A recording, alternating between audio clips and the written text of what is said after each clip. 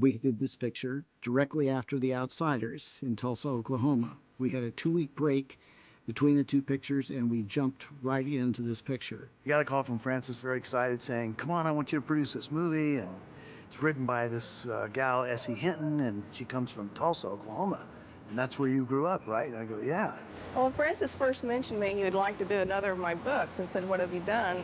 I said, well, I've got this weird book called Rumblefish, but nobody understands it. I never would bring him a copy. He actually had to go out and get a copy on his own. Then he came in one day and he said, oh, Susie, I love this. It's so different from The Outsiders, and you're using color symbolisms, and you're using Greek mythology. And I was going, yeah, I did that, but nobody else has ever caught on to this. Francis always said that this was an art film for the kids. That gang she was out of style when he was 10 years old. Oh, shit. He was kind of going back to the old way of making movies. Francis at that time had this idea, which was a great idea, was if you're gonna make a movie, you just make up your mind you're gonna make it. We were setting up shop in a school. We found an empty school. Francis took the principal's office, and we took different offices. We really just began to conceptualize about it. We'd sit in a room, and Francis would talk to Dean Tavaleris, the production designer, Steve Durham, the cinematographer, and he'd say, you know, let's come up with stuff. And they'd do drawings, and we'd sit on the electronic blackboard. We would do the whole movie with chalk and electronic blackboard, and then we would record that on videotape from the blackboard. So it was all explored during the kind of pre-production time. Hey, we already got 4 reels done. For Francis, pre-visualization was the idea of trying to see the movie before you filmed it, before you shot it. Nobody was doing electronic cinema. It was a word that I think Francis coined. He was so much ahead of the times altogether. We started doing photographs of locations. The photographs were put all together. We videotaped the actors with the blue screen process. Oh, that gang, she was out of style when he was 10 years old. Around 11, man, I can remember. That was in the Little Warriors. Basically, the idea was that we were going to shoot the whole screenplay first and put it with the locations in a kind of very rough way so that Francis would have a preview of what the picture kind of might look like before we'd actually started principal photography. Biff Wilcox looking for you, Rusty James. Nah, Very first thing that happens right in the beginning was a character walks in and says, Rusty James, Biff Wilcox is gonna kill you. saying he doing. And from that moment until the end, time is running out on this character. Time is a very peculiar item. You see, when you're young, you're a kid, you got time, you got nothing but time. This picture is an abstract piece that has to do a lot with people's state of minds, and a lot of that is very difficult to portray in color, and black and white is a real good choice when you're trying to abstract all these things. See, now I know that he's filming this in a strange light, and I think that's going to help the film. I mean, not help it, that is the film. In black and white, there's a big trick that you can use, and it's something that we use in the picture. There's a lot of times you can actually paint shadows onto walls, onto buildings, and things like that. We did quite a lot of that in this picture. When Matt Dillon's character goes to Diane Lane's house, you see this great big tree shadow all over the front of the house. That's not a tree shadow, that's painted on the building. Hey, Rusty James. Hey, Diane, your sister home? Larry Fishburne first comes into the pool hall. You'll notice if you look very carefully that the light and shadow that is cast on the walls is opposite from where the windows are. And so you pick up subliminally that there's something wrong in that pool hall. These things happen, Rusty James. Maybe we should go double or nothing sometime. Sit down. You know, Rusty James is so stupid, I have to pull him out of a lot of things, you know. He works from his heart, man, you know? Rusty James is very slow. He's not... I mean, he's not dumb. Not to say that he's dumb, he's just slow. You know, in this day and age, in our society, you gotta use your brains. I mean, your heart, you can't live off the heart, and like, I have to keep telling him what to do without him getting upset at me, but I mean, it's like, that's just the way I see it. But he can't get out of that world of, oh, he says he wants to fight me, I'll fight him, you know. That's his world, that's all he has. And he's not any better than Biff Wilcox, his enemy. I love the fight scene that was choreographed by Michael Smulen. We brought him, who was doing the San Francisco Ballet at that time.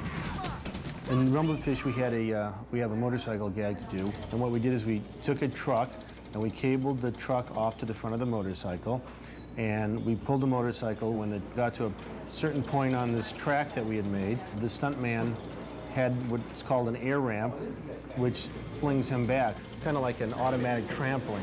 So when you see the finished product, the motorcycle runs down the track, appears to hit this guy and knock him like 10 or 15 feet in the air, and he falls back on some pads. It's all fake. Nobody ever gets hurt in it, of course. Marty, I need to talk to you about some of these figures for the astrobotic sequence. And as you remember, that has to do with... Is that the one, the flying in the alley one? Flying in the alley one where we've got a scene where it's called Astrobody, and what this involves is a knife fight in an alley, and Matt Dillon, the star of the movie, is supposed to be coming out of his own body and raising up and turning over. So they want to shoot it without using any wires. We've made a complete body mold of him. We took him and poured plaster all over him, and then took and poured plaster inside of that mold, and then we took and laid fiberglass over that. So what we have is a cocoon exactly like his body. And we've reinforced that with metal, mounted it on a long rod, and we're going to mount him inside of it and close it, and we'll be able to pick him up off the ground and rotate him so he can look back on himself without using any wires or cables or anything like that. It looks exactly like a rotisserie.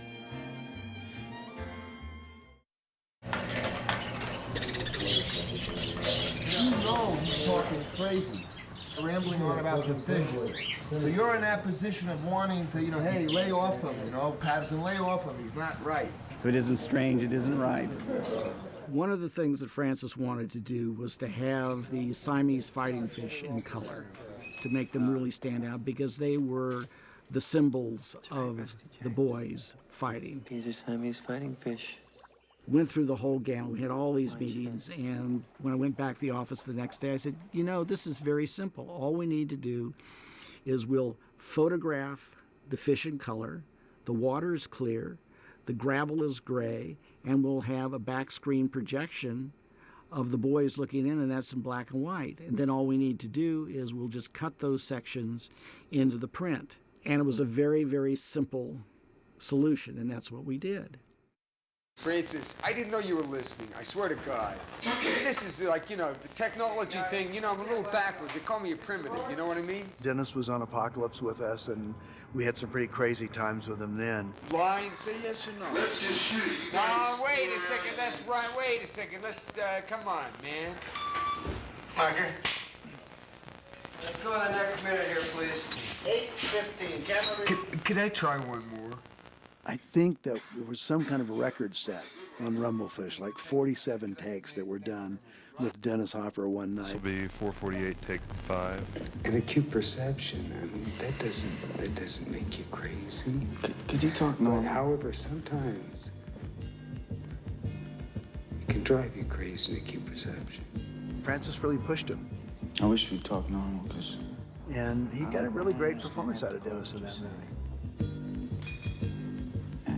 It's always hard to shoot at night, but when you're shooting a whole movie like that, or certainly 90% of it was shot night for night, it was difficult. Cassandra? Yeah. I was thinking of leaving that out, too. I think it'd be a good idea. It distracts from an element that we don't need. Hey, Mickey, we're going to cut out that line about Cassandra. Yeah, I wasn't using it anyway. Good. Matt, the only thing is about the line about the money, just be more by the door, You need some money, I'll get you some money. Okay? Here we go, let's shoot this. I don't know about knowledge, man. I just think it's just... Rumblefish was the first movie where Nicolas Cage was actually Nicolas Coppola. It was his first movie. Hey, Rusty James, you know I'm gonna be there, man.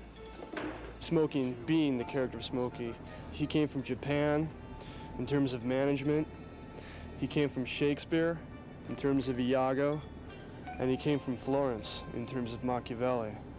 And also, when I was young, I remember the event when I went to the neighborhood ditch, and I was swimming in like the moss and everything. I don't know why I did that, but I came across a very large lizard.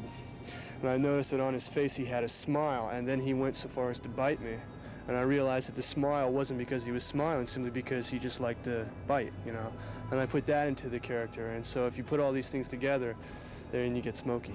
He also used Laurence Fishburne, who we use in Apocalypse Now. Midget is kind of like Rusty James's guardian angel, this cat, messenger of the gods kind of cat. Tonight, under the arches behind the pet store at about 10 o'clock. So it was a little bit of kind of a family affair with Francis in terms of actors and cast. Everybody has an image that they carry around, whether it's intentional or not. And so Rusty James is still, you got this umbilical cord thing going with Motorcycle Boy. I think that Patty's trying to get some of that to rub off on her too. I mean, that's what everybody's after, right? The legend that they all created here, you know, is a bunch of bullshit, you know. I mean, they just made it up because they had nothing else to believe in. After a while, things that you believe in, later on, you see it for what it really is, like kind of like an illusion, you know, and he sees everything like that now.